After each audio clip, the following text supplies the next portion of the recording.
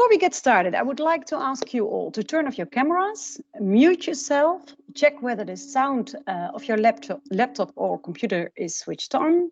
Make sure your chat box is visible so you can ask your questions, and your questions will be answered at the end of the presentation. I don't know if you are familiar with Teams, but if you can see on the top of your screen, there's this little text thingy, and in there you can post your questions. You can post your questions at all times, that's no problem. At the end of the presentations, we will be asking the questions. So don't be shy. Just to make sure, this webinar is recorded, so you know, so we can share it afterwards also with other people that couldn't make it to the meeting but would like to watch this webinar. What we'll be talking about the coming hour is, I will give a short introduction on why we're doing this masterclass. Gerber Hardeman from the ANVR will shortly explain what the ANVR is doing to support members in their CO2 reduction. Then we've got Jeremy Smith telling about the Tourism Declares initiative, and Kasia Morgan from Exodus and Saskia Giep from Better Places will be explaining why they are already joining the initiative and which concrete steps they are taking. At the end of the session, we have time for questions, and we aim to finish at 3 o'clock. So why this masterclass? Well, actually, I don't think I have to explain much. There's this thing called climate change, and I think it's very clear to all of us that it has immense impact on our Earth, and we really have to do everything we can to reduce our carbon emissions and really stop this climate change. So this is one of the reasons that we're doing this masterclass. And in stopping climate change and reducing our carbon emissions, we're not really moving into the right directions. I don't know if you've seen this. This is an article which has been shared about 2 weeks ago, that we're not even close to making it to the targets we have set here in the Netherlands to reduce our carbon emissions. So it's more urgent than ever that we do everything we can to reduce the carbon emissions. So, and therefore we have this masterclass to really try to work together and to see what we can do. We've wrote an article, NVO Nederland wrote an article about the air flights prices, and that we have to work towards true pricing. I don't know if any of you have read it. It's quite it's such a difficult theme, but we really believe that we have to pay real prices, not only for our flight tickets, but for all products we're using. And this article, this is mainly a call to action for our government. So this is not really an influence we are having as mainly tour operators in this call to calculate real prices, but what we can do is something we would like to discuss in this masterclass. We will be sharing the recordings of this webinar with some other tips we're getting out of this webinar, and I will also share with you a link to this article. It's written in Dutch, so if you find it interesting, we all invite you to read it. A little bit more about NVO Nederland, the organization I'm working for. We are the movement for entrepreneurs in the new economy, and for us this new economy is a climate neutral and inclusive, circular, and is built around fair supply chains. What we try to do is that we want to build coalitions with companies that work towards a more sustainable sector or more sustainable companies eventually for a more sustainable world. You might know us, we're the initiator of the International Tourism Plastic Pledge. Many of the ANVR members and also all companies outside of the ANVR and outside the Netherlands even signed the Tourism Plastic Pledge. So hopefully you've heard of it, and well, that's one of the things we're doing, one of our initiatives. So I want to leave it to that for my introduction. And I would like to move to Gerben Hardeman, probably familiar with many of you. Gerben, unmute yourself and please fill us in what the ANVR is doing to support the sector. Yes, thank you, Saskia. Yes, my name is Gerben Hardeman. I'm responsible for innovation sustainability at the Travel Trade Association ANVR. And very nice to welcome so many people at this session, and also lots of ANVR members. Next slide, please. The next one, yes, please. And I just briefly would like to introduce what we are doing to support our members to reduce CO2 emissions, because CO2 emissions and the reduction of that is one of the key priorities of our Better Holidays program, in which we support our members with tools and trainings to include sustainability into their daily actions and their product management. So first of all, what we do is the awareness. So we developed a carbon management training in collaboration with Breda University. And we also organize lots of knowledge events to actually highlight the carbon management. So most important is, before you manage your carbon emissions, is to measure it. So we develop measurement tools in order to reduce CO2 emissions of the tourism supply chain, and what's rest, you can compensate. So we developed a measurement tool which is called CarmaCal, which is a carbon calculator, which is also highlighted on our website. In collaboration with the South Pole, there's also an Alaska tool which also calculates the CO2 emission of flights particularly. And there is also a Book Different tool, particularly to measure the CO2 impact of accommodations.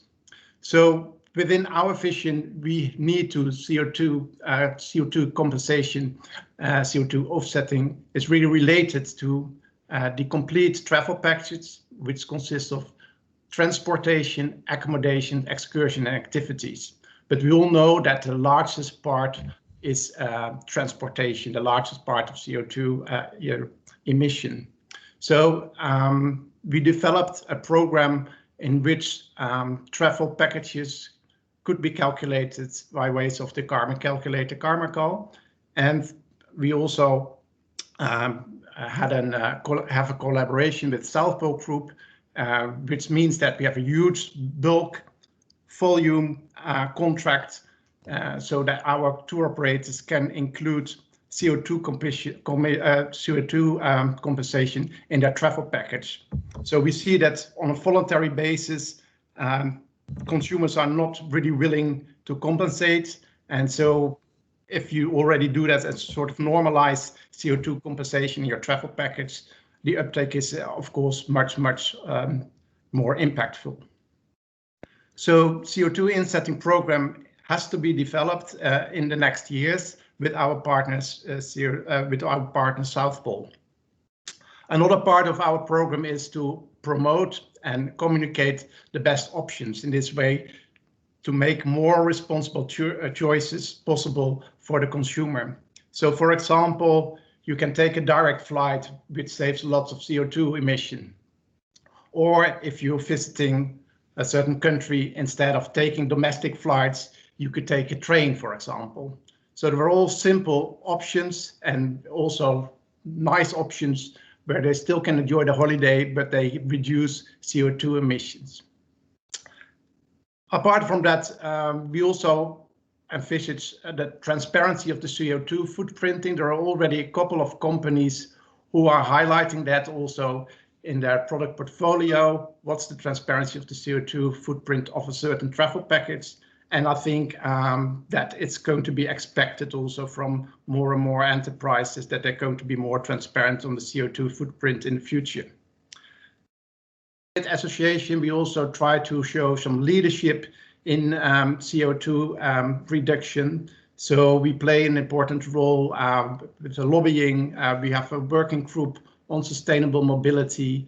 We have dialogue with all different kinds of stakeholders, such as ANWB association, also with NGOs like Natuur en Milieu, so Nature and Environment, CSR Netherlands, etc., etc. And we also would like to share best practices among our members, so to inspire them and motivate them to reduce more CO2 emissions in the future. So thank you very much. Thank you, Gerben. Thank you, and very good to see that the ANVR is doing so much to support their members. Thanks. invite you to unmute yourself, show your camera, and we're very happy you have the time to share with us your great initiatives. So please take the floor. Thank you very much indeed, Saskia. On to the first slide, please.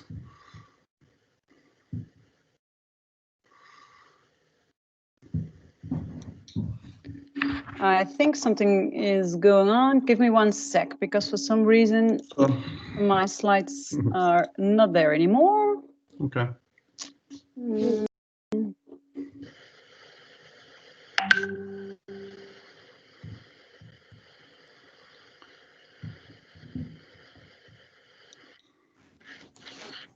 Sorry, guys. Let me.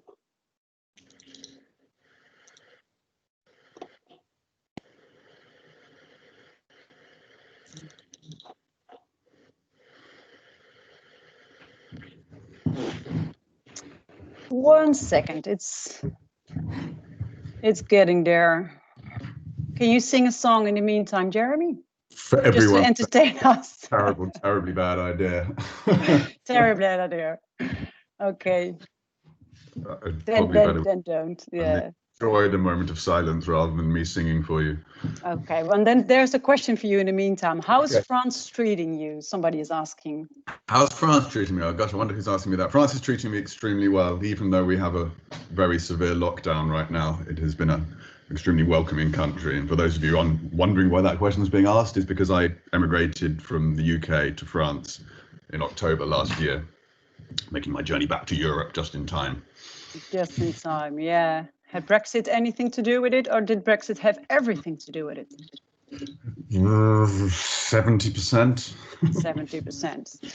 Well, thank you for this nice intermezzo. So we've solved the presentation issue, and now we know how you're doing. So that's great. Fine. Thank you. The only other thing to qualify, kindly called me the initiator of Tourism Declares. I'm very much co-initiator. I wanted to make it absolutely, this is not one man's objective at all. This is a collaboration. I was born out of conversations that started with Alex Narracott, the founder of Much Better Adventures, and rapidly grew into a group of other tour operators. And in fact, if you move on to the next slide, I can tell you a bit more about the story. Thank you. So we launched in January of this year, and we started with 14 founder signatories. Most of those signatories were tour operators and myself and a couple of academics. Included in those tour operators that were the first signatures were Better Places and Exodus, from whom you will hear after me. As you can see from this, our homepage, we're now 116 companies of different types and sorts who have shared and come together to declare a climate emergency. And from the beginning, we came together out of a combination of two things, one positive and one less so. We came out of a mixture of frustration and ambition.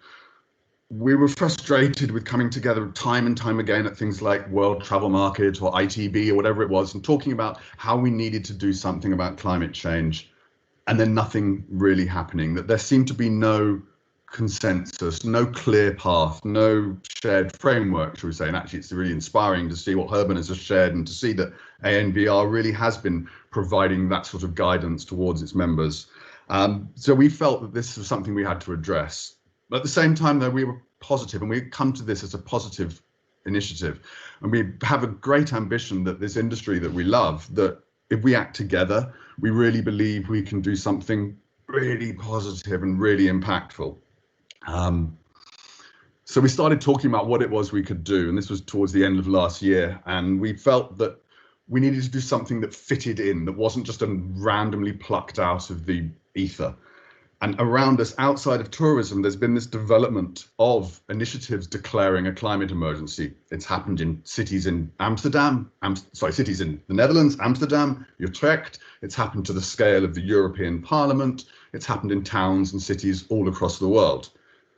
But also over the last few years, it's happened at a sectoral level. So you see other industries. There's an architects declare a climate emergency, a doctors declare a climate emergency, engineers declare a climate emergency.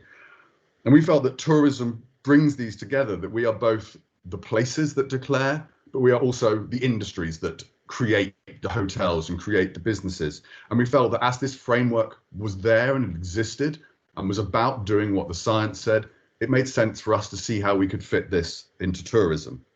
Next slide, please. And what we felt where we begin with is we begin with a shared commitment. And these are the 5 commitments that you'll see on our website. And this is what everyone who declares a climate emergency with us agrees to. And first of all, they admit and acknowledge that we are in an emergency and that we have to treat our response as that. This is not something that is incremental, that we can just do a little bit and a little bit and a little bit. We have to respond as it is an emergency. And nothing has made that clearer than this last few months, and how those who have acted fast and vigorously have been those who have been in the best place. And what we've said is that everyone comes and declares a climate emergency, but rather than just doing it by ticking a box on our website, everyone who has declared with us, the 116 companies and organizations, have gone onto their own website and posted their own declaration of a climate emergency all across their blogs, their websites, and a new page, whatever it might be. And in that, they commit to our shared framework. And this isn't a framework we've invented. This is a framework that is increasingly over the course of this year been accepted as the established path of action, which is that we need globally to cut carbon emissions roughly in half, by 55%, by the end of this decade, by 2030. And that is what we commit to do, to declare an emergency and to act so that we do whatever is our part over the course of the next decade to cut global emissions in half. Recently, we've seen the European Commission has acknowledged and changed its own commitments from 45% to 55% to reflect this.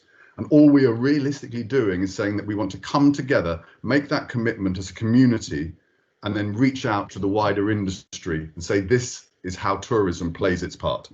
We go to the next slide, please.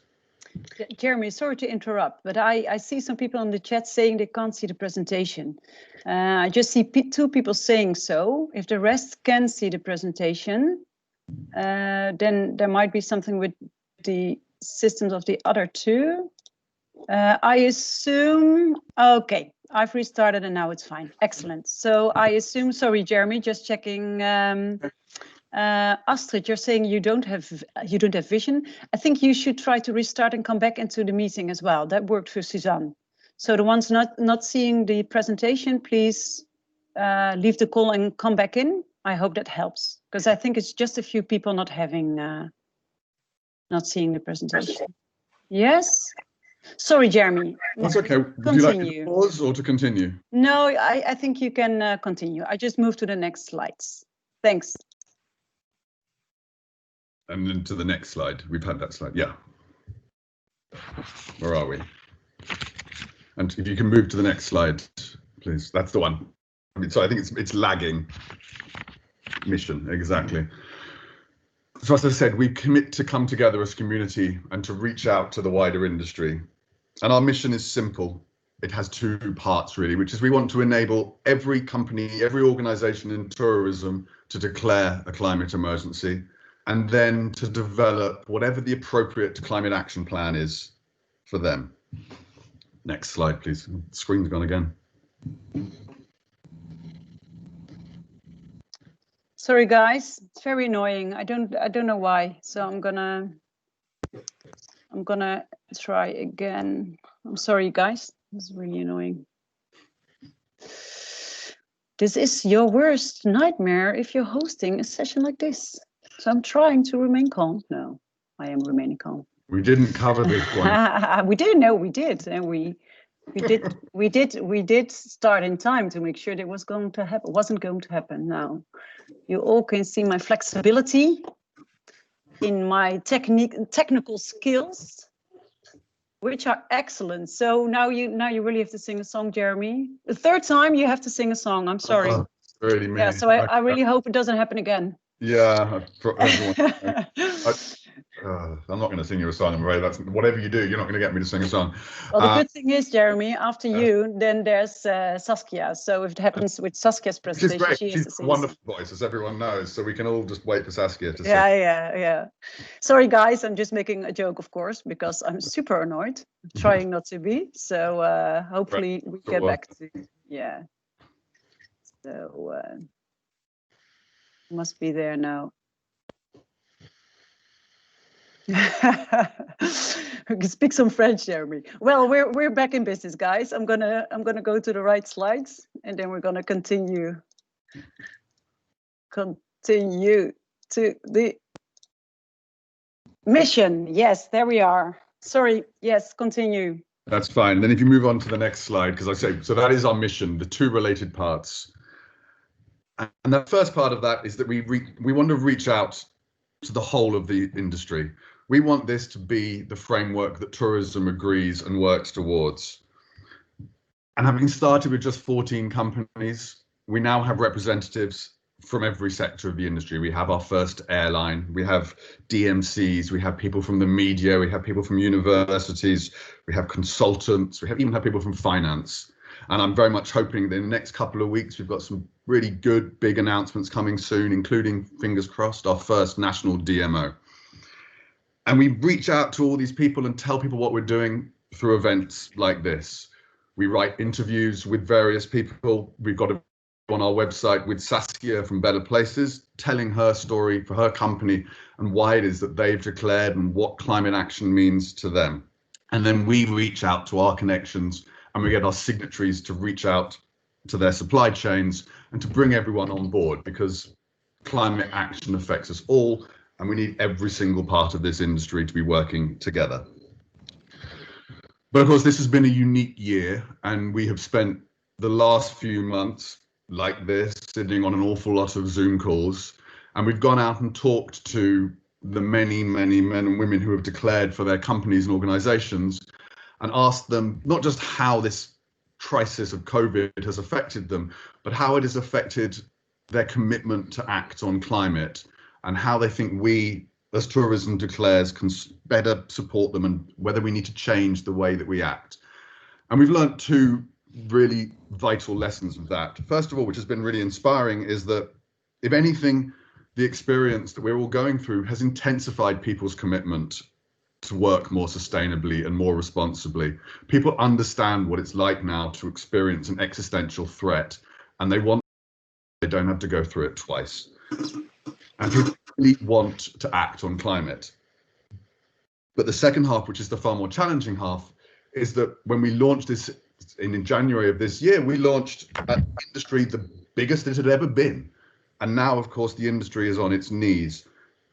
And people don't have the resources, they don't have capacity, they don't have revenue. And the thing they really, time and time again, people have said to us that we need support.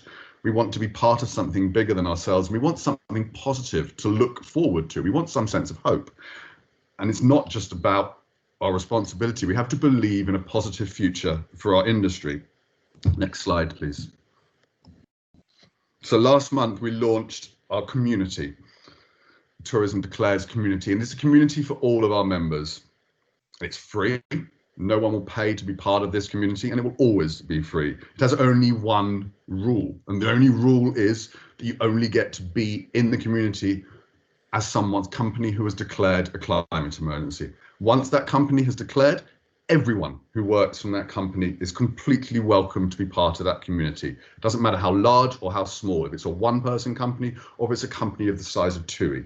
Whether it's the CEO, whether it's the sustainability manager or the person responsible for travel planning, each one of us has questions and solutions and ideas for how we can address the climate emergency. And we want to provide a safe space where everyone can come together, not just another social network to chat in, but somewhere which is focused on finding and sharing the answers and developing a better picture.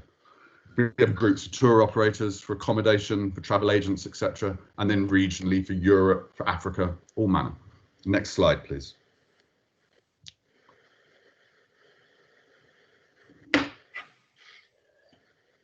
And what is happening is we're having all manner of things emerging. We've only been there a few weeks, but people are coming in and they are asking questions and they're posing their challenges. There's a conversation happening at the moment in there around what language we should use to talk to our guests. Is it climate positive, carbon neutral? Where do we get, what do these different words mean, and how should we use them to avoid greenwash and to ensure that we are all communicating productively and successfully what we're doing? There's another conversation happening around measurement and saying, I'm having challenges measuring like this, or this tool works for me, or this one doesn't do so much. And we're trying to understand where people's challenges are so we can build on that and come together to find and build together the necessary resources, share the best stories so we can work faster together towards this. Because that is the absolute key of this, is that although we're there to support every single company addressing its own individual challenges, by doing this, we build something far larger. We've got 50 or so tour operators up. Currently, maybe 5 or 10 of them have created a climate action plan. When 50 have created a plan, and then the 51st person comes along and says, hi, I'm a tour operator and I want to know where to start, we get say, well, here's 50 examples of what other companies are doing around climate. Here are their plans, and we can extract the best practice and the guidance and the tools and see where the gaps are and really build something together. If you go to the next slide, please. Because this is what we believe, is that by coming together and by collaborating, we can really build on sharing best practice. This is about so much more than just reductions. It's about creating a positive vision for what the industry of the next decade looks like. And we're hoping that over the course of the next 12 months, building up to COP26 in Glasgow, that we can create a blueprint for what a climate positive travel industry looks like. And the more of us we are together, the more members we have, the more of you that I hope come and sign up and become part of this, the richer and more nuanced and better that climate blueprint will be. Thank you very much. Excellent. Thank you very much, Jeremy. Great initiative. And I think collaboration is key on these type of topics that go broader than the Dutch borders. So really, really nice. Thank you very much for your contribution. Well, we've invited Saskia Griep. I think among us here in the Netherlands, quite a few might know her. Saskia of Better Places is already a signatory, is already part of the initiative. So Saskia will share with us why they joined and which concrete steps they are taking. Saskia, are you ready? Yes, I'm ready. Thank yes. You. Well, one thing, I'm not going to sing today. Oh, well, I think I figured out why the presentation was stopping, so I think you're lucky. Okay. So go ahead. So next slide, please.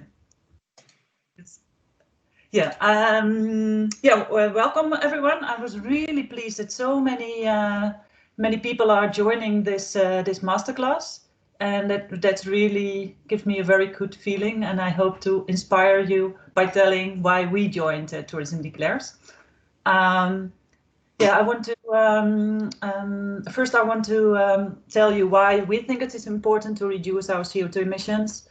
I'm going to tell about our objective from our climate action plan, the actions we have been taking in the last couple of years.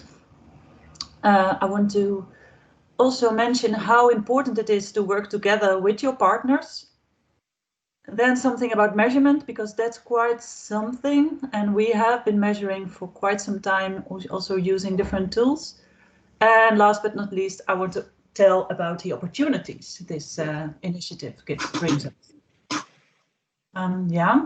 You already mentioned it, Saskia, why it is so important to work on reducing CO2 emissions, and I really like this image because, well, we have a feeling that we are in a terrible crisis at the moment, which of course is true, but there are more crises coming ahead of us. And I think also as someone working in tourism, I think we all travel a lot, and we see, well, we also travel because the world is so beautiful and we see all these beautiful places, and it also makes you realize how important it is to protect this beautiful nature we have. So next, please. So we signed up with Tourism Declares because the main reason was that it's an international initiative, and that's very much a sector initiative. So it's very much the front runners who are really eager to make steps and also to share information, because I think that is really important, because it's quite a difficult subject and it's huge. So the more you work together, the further you get. So we signed up from the start, and we also drafted our climate action plan. And we have it is quite ambitious as a faraway travel specialist. So our objective is to reduce our emission per passenger per day by 55% in 2030. And our baseline is 2019. So we have been calculating all the emissions of our passengers from last year. Well, this year we're doing a great job when it comes to reducing CO2 emissions, because we haven't been operating any tours for 8 months, obviously. So for this year we're doing a good job, but the next years ahead will be challenging. So it means that on a yearly basis we need to reduce by 5%. So what we have been doing in the last couple of months, already last couple of years, we all our sample itineraries on the website are at least 17 days. So we don't offer a trip for a week to Nepal, for example. It's all minimum 17 days. And of course, we stimulate our clients to go at least for 3 weeks if they take a faraway trip. All over our website, and also through other communication channels, through our partners, we communicate that it's better to take a faraway trip once every 2-3 years than to take a faraway trip every year. We increased our offer in Europe with a lot of new destinations, and we also decided that in the coming years, all product development will be within Europe. So no more development on faraway destinations. We do a lot of promotion on responsible travel choices. So that varies from avoiding domestic flights to promoting plant-based meals, and also very important to encourage our customers to take direct flights. We don't sell flights, so we don't have a lot of influence on it, but there is a lot of information on our website and also through our travel experts. So, of course, if you have these very ambitious targets, you need to measure, because you need to know what are your CO2 emissions. So we have been doing that for quite some time. Like 5 years ago, we put all the trips we sold through the Karmakal. I think it took us, I think we had 2 students who worked on it for almost a year, but then we had a lot of information on CO2 emissions. And well, it became very clear that most part of the emissions of a faraway trip is caused by the flight to the destination. Other thing we have been doing for a couple of years already is offsetting. But for us, offsetting is not a solution. So we went one step further. So we started to impose a carbon tax on ourselves, because we decided not to wait on the government or on global developments on price that the prices of air tickets would go up, but we imposed a tax on ourselves. It used to be, well, we started with 5, then 7, every year we increased by 2.50. So this year our tax is €10, next year it will be 12.50. And this money we invested in renewable energy. And we mainly invest through a platform called Lend a Hand. And they have all kind of renewable energy projects in Africa mainly. And yeah, and we think it's so important that the prices of flight tickets will be higher, because it's so difficult to encourage our clients to take a train, for example, to a destination, because it's so much cheaper to take a flight. So it's difficult. So we are actively lobbying also for a flight tax, because flying is just too cheap. And what is very important to tell, we think we do not need to travel less, but we need to travel in a different way. Next slide, please. So one thing which is very important for us, we offer over 60 destinations. So we work together with a lot of partners, and we actively involve our partners in our climate action plans. So we tell them what we're doing, we work together with them by changing the trips, for example, taking out domestic flights, making the trips longer, We do quite a lot of training. Last month we had training sessions on Travel Life, and yeah, I think like 20 of our partners are now Travel Life partner or Travel Life certified. No, I think like 20 are Travel Life certified, and many of our partners are working with partner, which is the first level. And yeah, we have weekly sessions. So we share information because we are Travel Life certified. We are also a certified B Corp. So we have a lot of information available, which we can easily share with our partners. And it's also a way of having a feeling to do it together. And it's, I think, yeah, we got a lot of positive feedback from our partners as well. Yeah, and there's also a lot of brainstorming going on and exchanging ideas because the situation is different in every country. And I think it's really, yeah, stimulates us to make further steps. And we have to do it together. So next, please. Yeah, like I told you, we started measuring using Camarco, which with this tool you can calculate the whole tour. But when we find out that the flight is the major part of the CO2 emissions, we decided to shift to atmosphere because the tool of atmosphere is really detailed. And it not only shows you CO2 emissions, but also other greenhouse gases. So we are now using atmosphere to calculate all our trips. Next slide, please. Yeah, I hope you can see it, and you can see that it's quite detailed, but because you can't, it's not just entering the places where you fly to, but also you can choose between economy class or business class. You can choose between a scheduled flight or a charter flight, which makes a big difference. And also you can pick the aircraft type. And then you can, when you enter all these details, there's also a lot of detailed information coming out. Yeah, next slide, please. So, for example, here you can see how much the effect of other greenhouse gases is. If you look at the figure at the right, you see the red line, like the box, and you see CO2 emissions are around 1,000 kilo for this trip, and the effects of other greenhouse gases is way higher. I must say there's quite a lot of debate on the factor, how you calculate the other greenhouse gases, but it's definitely a big impact. And this is just for flights. Yeah, I think this is enough. Next slide. Yeah, this is also, I think it's good to show this because this figure, we made it based on the Camarco because that tool calculates the whole tour. And there you can see that the flight to and from the destination has the most impact when it comes to CO2 emissions.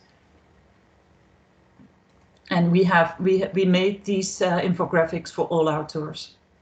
And it made us realize that how important it is, the flight. Maybe the next slide. So yeah, you think a flight is a flight, and maybe a flight with a stop has a little bit more impact than a direct flight, but the difference is way bigger than you can imagine. Because for example, here, this infographic is about a flight to Colombia, and you can see that the CO2 emissions from KLM, if you use KLM, are just over 1,000 kilos. But if you choose to fly as a combination Swiss Lufthansa, where you have stops going to Colombia and a stop going back, it's almost double. So if you have this information, it's also a good tool to inform your customers that they can make a difference by choosing the flight. Next, please. Yeah, then something, because CO2 emissions, it's so intangible. What does it mean? So I wanted to add this figure as well, because here you can see in the middle that the average CO2 emissions of a flight to Bangkok, for example, to Thailand, is 2,700 kilos. And then many people say, yeah, but I can fly to Thailand every year because I don't eat meat. But if you look at this figure, you can see you have to do without meat for almost 6 years in order to offset this flight to Thailand. So that this puts it a little bit more in perspective. Next slide, please. Yeah, opportunities. I think that's very important at the moment, because it's not just about negative things. I think working on CO2 emissions and trying to reduce it, it also offers a lot of opportunities. And we think that it's a good time to measure because you hardly have any trips. So it's easy to measure and to start and to find out which tool works best for you. Well, definitely what we already see, and if you read the trend reports, COVID is definitely going to change travel behavior. People will stay closer to home, and if they go on a faraway trip, they will do it in a different way. Yeah, also a very promising thing that the opportunities to travel by electric car are expanding. We had some sessions during WTM yesterday, and we were in every conversation we were asking about opportunities to charge your electric car, for example. And in some countries there are really a lot of opportunities to travel around by electric car. And of course there are also some developments in train travel. So next, please. Yeah, some other opportunities that there are more sustainable options in transport available, and I think this is also something to also always put it on the agenda when you talk with your partners, and to see what are the what's going on. And sometimes there's more going on than you would imagine. I was quite surprised that in Sri Lanka it's quite easy to choose for hybrid cars, for example, and also in Costa Rica there are more and more opportunities to travel around by electric car. Well, what became very clear during COVID is that we are really happy that we didn't have a lot of domestic flights in our trips, because it's very difficult to get refunds on domestic flights when you don't run your trip. So the less domestic flights you have, the easier it becomes for you. Another thing is that we noticed that at the moment there are lots of students available to help. For example, to help you measure your CO2 emissions, to help you draft a climate action plan. So I think that's something to take into account. Yeah, the last thing I want to mention is I definitely hope that there will be flight engines which will include the data on CO2 emissions of all airlines. So it makes life so much easier for a tour operator to measure your CO2 emissions, and to also for customers to find the most CO2 efficient flight. I think that was my next slide. Yeah, I want to, this article of the correspondence really inspired me. It's really elaborate. It has a lot of links to other reports on CO2 emissions. So I would like to give it as a tip. Excellent. Thank you so much, Saskia. It's great to hear how much you've already been doing and the insights you have on which you can manage the things you're doing. I will be sharing the link in an email we will be sending you later. So we will be sharing this, so you don't have to write it down quickly. Thank you so much, Saskia. Kasia, are you ready for your contribution? I am, yeah, and I will speed through to leave some time for questions. So don't worry. Lovely to be here to speak to you all today. I am Kasia Morgan at Exodus Travels, and for those of you who don't know Exodus, so Saskia, next slide, that's okay. Lovely picture to take us, sorry, the slide before, take us all the way to the mountains. We are about 45 years old. We started as an overland truck adventure tour operator to places like Afghanistan. So real off the beaten track adventures. And before COVID anyway, we had about 400 items a week across about 100 countries, and we away around 40,000 passengers each year. We're based in the UK with small offices in Canada and Australia, and we're part of parent group Travelopia, and our sister brands include Saudi, who some of you will know. So we have a Dutch sibling, I'm pleased to say. And just to set a little bit of a context to our climate change action, which I'll come onto, I came on board in summer last year at Exodus, really to consolidate and advance Exodus's sustainable travel activity, including establishing and managing their new foundation, which was launched earlier last year. And the first step really for us was to find our focus with regards to sustainability. So we went about surveying our stakeholders, our clients, our suppliers, our partners, agent partners, and so on, as well as our staff, about which environmental and social impact areas they felt Exodus Travels really needed to focus on. We asked the senior team which impact areas were most important for the future success of the business, And we also went through a process of identifying which external realities faced our business in the coming years we really needed to pay attention to. We pulled all our findings into what we call our People, Places and Planet Plan. Next slide, please. We set ourselves a mission in terms of sustainability to improve life through travel in the places we visit, the people we meet, and on the planet we explore. And those 3 pillars are built around what we defined through those stakeholder engagement activities as our priority impact areas, which we aligned with the UN SDGs. So the people pillar was built around community economic empowerment specifically. The places, it was about that protection of wildlife and biodiversity and reduction of waste. And the planet pillar solely focused on taking action on climate change. We started to build a strategy for how we could pursue this mission across these pillars through the 3 channels of our offices, our trips, and giving through the foundation. And historically, Exodus Travels has been doing great stuff in the first 2 pillars. It was very inspiring to come on board and learn about the fantastic both conservation and community empowerment efforts and activities that had been happening over the decades beforehand. But actually, Exodus hadn't made too many moves in terms of our climate change action. So, and next slide, please, Saskia.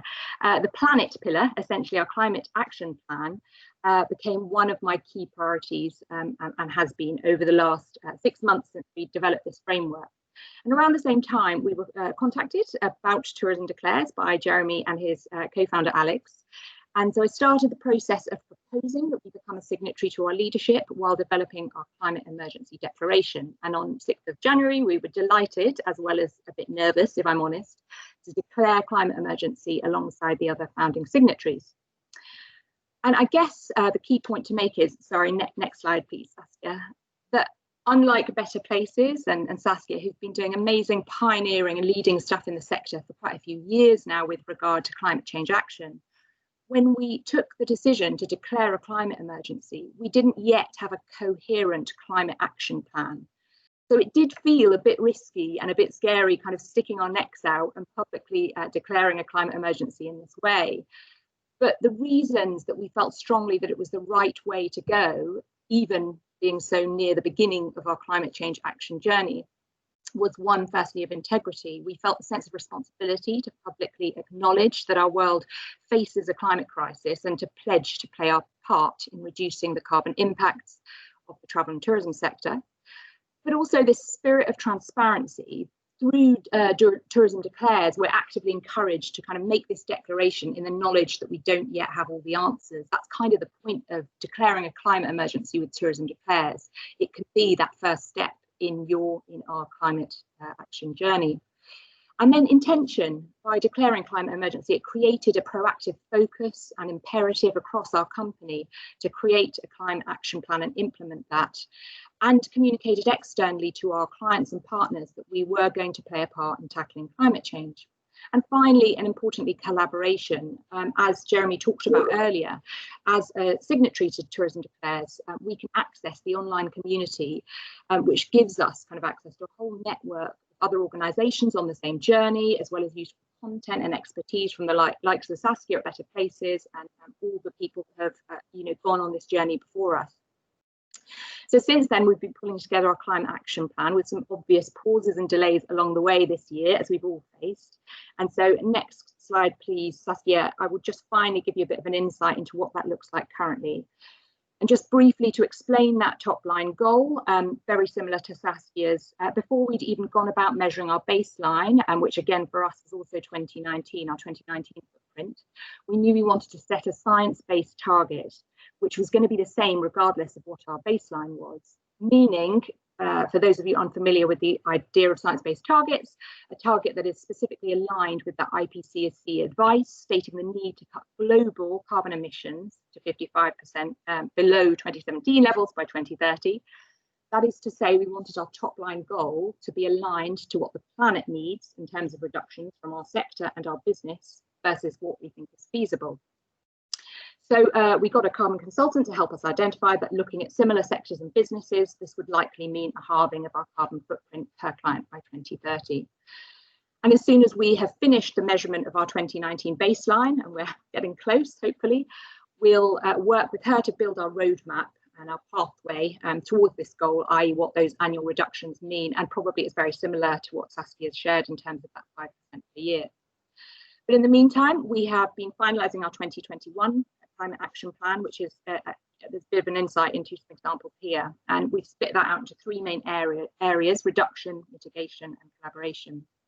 And again, I'm aware we don't have much time, so I'll focus on reduction, given that that is key for us on this call, and of course key for all of us in the travel and tourism sector by far and away. I think we'd all agree the kind of most important area of our climate change action. And so primarily we're looking at how we, as I said, measure and then reduce the carbon footprint of our core business trips. We are about to launch into the process that Saskia and her team went through a couple of years ago of setting ourselves that ambitious goal of trying to measure the footprint of all of our trips in 21. For 2019, we're using some representative trips to create our baseline, but we really want to get that level of detail on each of our trips. We're going to be piloting a selection of ultra low carbon trips so we can kind of make learnings to extrapolate across our trips. We're going to look at measuring and maximising our locally sourced food across trips, as well as maintaining our existing policies of staying in local, smaller accommodation with a smaller impact on the local environment, and opting for that lower impact transport where possible. And internally, we have a climate action working group who are looking at how we implement our climate action plan across our offices with regards to switching to renewable energy and engaging staff in helping us reduce our carbon footprint. And then the second part of that, importantly, is enabling and encouraging our clients to reduce the carbon footprint of their travels. And so importantly for us, a new facility to book train travel, make train travel booking available for our trips on our clients going on our European trips, which would equate to actually about 20% of our clients in 2021 will be able to book a train rather than a flight through us to their trips. And then going on to things like favouring aviation partners for our flight inclusive trips, which are about 50% of our portfolio, with more developed climate action and carbon reduction plans. Again, as Saskia demonstrated, there's big discrepancies between the carbon impact of different airlines depending on their percentage of biofuels, etc. As well as importantly, given the carbon impact of plastic manufacturer continuing to set goals for the reduction of our single-use plastics trips, ensuring there are always vegetarian and vegan options available, and continuing to do other things to kind of educate and engage our clients on ways to reduce the footprint of their travels. Mitigation and collaboration, we've kind of covered off other parts of this call, obviously crucial parts of our climate change action plan as well. So big journey ahead for us, a lot to do, a lot of moving parts that are going to involve all different parts of our business. But our declaration of climate emergency has provided us with a really great way to focus and kickstart these efforts. And so I'd therefore be super encouraging of any of you guys thinking about declaring a climate emergency to go for it and take the plunge. Thank you very much. Excellent, Saskia. Thank you so much, and so great to hear how it really kickstarts your ambitions in the reduction of carbon emissions and how it really helps. Excellent. Thank you for sharing your story as well. Well, we are short on time, but we do have some time to answer a few questions in the chat. Jeremy, there's a question for you. And the question is, if you work together as well with other NGOs like Travel Life, who also focus on a broader sustainability in a broader sense. Can you comment on that? We are delighted to work with all manner of NGOs, and we have several NGOs that we're in discussion with about making that more public and more official over the course of the next weeks and months. Of course, our focus is primarily on climate, although climate is something that is impacted and impacts upon biodiversity, human welfare, on water. So it isn't just that we have a single issue campaign, we have put climate at the front of our campaign. I have had several conversations with Travel Life and continue to do so. We very much look to work with them and all sorts of others. Excellent. Good to hear. Another question for you. Somebody is curious to hear which airline has already joined. The airline is Regional Air, who are a small airline based out of Tanzania flying in Africa. Oh, nice. And last question for you, is the community only for the Dutch market, European Union, or worldwide? It's 100% global. Yep, I think that's what this issue needs, isn't it? A global approach. Yes, excellent. Let's see, because I think there's a question for, well, some comments to Saskia for your, there's a question, Saskia, and also for Kasia, but let's start with Saskia. Do you know how much customers are willing to pay more for a trip that is fully compensated? Do you have any experiences with that? Saskia, can I ask you to comment on that? Yeah, sure. Well, in the former company I worked with, we had a lot of trials to motivate clients to offset on a voluntary base. And I think in the end, with a lot of energy, we reached in 18% of customers who were willing to offset on a voluntary base. I must say that the amounts were higher, way higher than we are currently paying through our contract with South Pole. But when I started Better Places, from the start, I thought I'm not going to invest any energy in trying to motivate customers to offset or not. So we included it into the selling price. And I must say the price, maybe Gerben can comment on that, the price we pay for offsetting our CO2 emissions is really quite low. Yes, I can add on that, Saskia, Gerben here from ANVR, that like Better Places, who took the lead in this, there are many other companies now who included CO2 compensation in the price, and this is really positively received by customers. So you of course you still have to communicate about what you're doing also to reduce CO2 compensation. So also for travel companies, it's not a goal in itself to compensate it with CO2 compensation, but it's also clear that it's essential that it should be normal now that CO2 impact is included in the price of traveling. So that should be the new normal for the near future now. Thank you, Gerben. Well, because I don't want to go out of time too much, but I'm very happy to see there's all kinds of questions coming, but I don't want to go over time. So good to hear that there's a lot of questions. So this is definitely a topic which is alive in the sector. What I would like to ask you is hopefully we've been inspiring. Many thanks to Jeremy, Saskia, and Kasia and Gerben for sharing their experiences. I think it was very useful to get these insights and also to understand. It was really nice to see how it's really helps you to start going on this very important topic. So hopefully we've been all inspiring you. Please go to tourismdeclares.com and don't hesitate, but become part of the movement so we can tackle this super important issue in the sector together. What we, and if I say we, it's us and the ANVR, what we would like to do is, as all of you probably know, the vakantiebeurs is postponed to April. Hopefully we can meet physically in April, nobody knows. But what we would like to do, I was already mentioning the International Tourism Plastic Pledge. We created quite some momentum for the plastic reduction. What we would like to do from now until hopefully April, where we can create momentum, we can convince many people in our sector to become part of Tourism Declares, and then take the momentum at the vakantiebeurs to do something, to create a momentum, saying that a big part of the sector is willing to reduce their carbon emissions, and we all became part of the Tourism Declares initiative. So we are hoping to work towards that, and I think it might be interesting in the meantime to organize a similar webinar like this to inspire each other and share some good and practical examples of how to reduce the carbon emissions. If there are any questions, please contact me, contact Gerben. We will be sending an email to you later on next week, I guess, with recordings of this webinar, with for example, the link of the article Saskia was talking about, so you have all this information together. And hopefully we can inspire you and we can all move ahead, although these are difficult times. Thank you so much. I wish you all a very nice afternoon and looking forward to this journey together. Bye-bye.